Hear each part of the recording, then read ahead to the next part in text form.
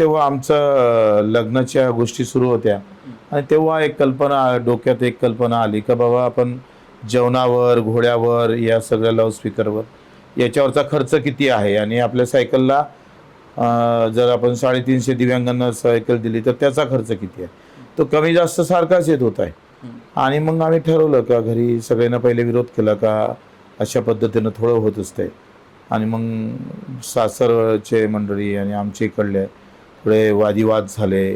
लग्न तुटापर्यंत व्यवस्था आली, पण मी ठाम होतं का नाही माझ्या लग्नाच्या खर्चातून आपण सायकलीच वाटू. आणि मग आम्ही सगळं कमी बंद केलं, सगळा रीतिरिवाज जो आहे तो सगळा बाजूनं केला आणि दिव्यांगांना सायकल वाटप करून लग्न लावण्याची ही पहिली घटना होती.